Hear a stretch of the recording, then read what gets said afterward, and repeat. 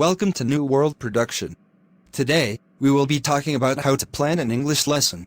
A key aspect of effective teaching is having a plan for what will happen in the classroom each day. Creating such a plan involves setting realistic goals, deciding how to incorporate required materials, course textbooks, and other materials, and developing activities that will promote learning. An example lesson plan and lesson planning worksheet, attached at the end of this video, provides step-by-step guidance for lesson development. A supervisor observation worksheet allows supervisors to give specific feedback on a written lesson plan or an observed lesson.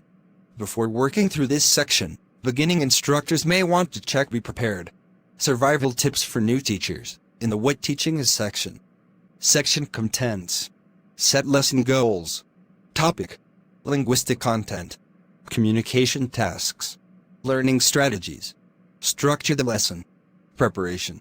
Presentation. Practice. Evaluation. Expansion.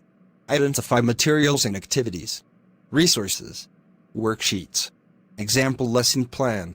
Instructor lesson planning worksheet. Supervisor observation worksheet.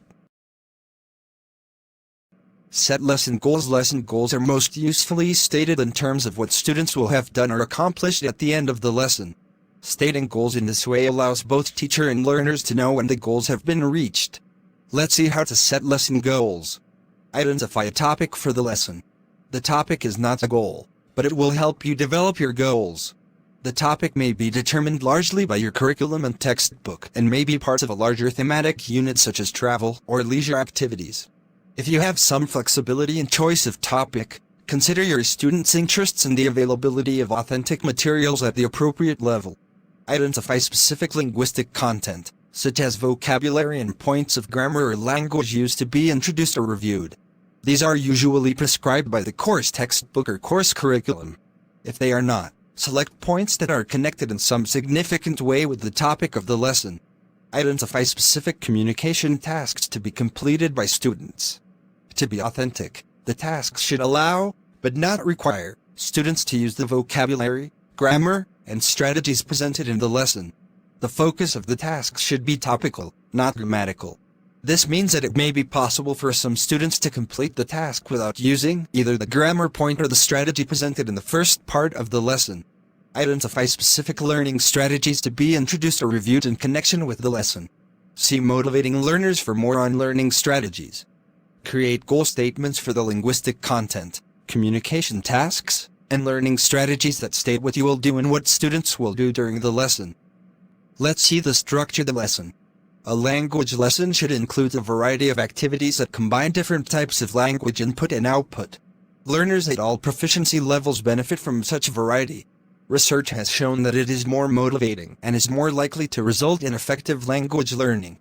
An effective lesson has 5 parts.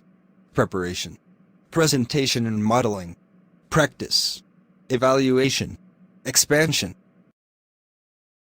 The 5 parts of a lesson may all take place in one class session or may extend over multiple sessions, depending on the nature of the topic and the activities.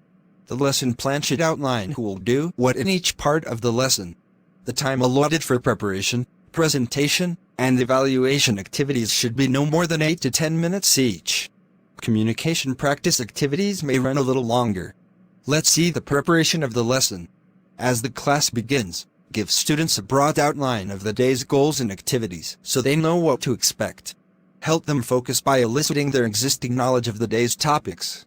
Use discussion or homework review to elicit knowledge related to the grammar and language. Use points to be covered. Use comparison with the native language to elicit strategies that students may already be using. Use discussion of what students do and are like to do to elicit their knowledge of the topic they will address in communication activities. Let's see the presentation and modeling of the lesson. Move from preparation into presentation of the linguistic and topical content of the lesson and relevant learning strategies. Present the strategy first if it will help students absorb the lesson content. Presentation provides the language input that gives students the foundation for their knowledge of the language. Input comes from the instructor and from course textbooks. Language textbooks designed for students in United States universities usually provide input only in the form of examples. Explanations and instructions are written in English. To increase the amount of input that students receive in the target language, instructors should use it as much as possible for all classroom communication purposes. An important part of the presentation is practice output, in which students practice the form that the instructor has presented. In practice output, accuracy of performance is important.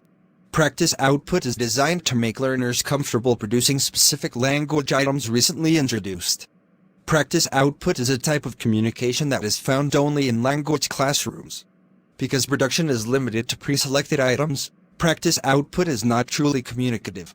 Let's talk about the practice. In this part of the lesson, the focus shifts from the instructor as presenter to the students as completers of a designated task. Students work in pairs or small groups on a topic-based task with a specific outcome. Completion of the task may require the bridging of an information gap. The instructor observes the groups and acts as a resource when students have questions that they cannot resolve themselves.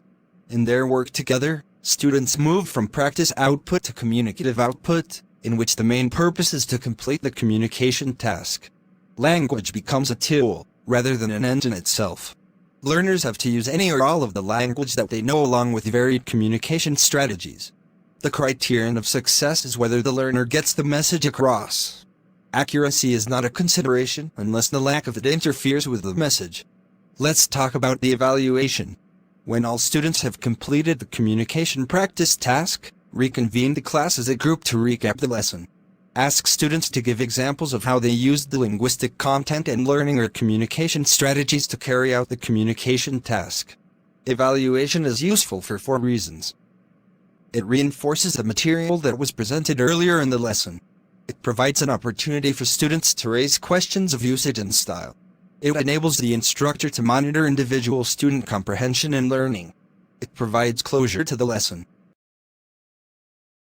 Let's talk about the expansion.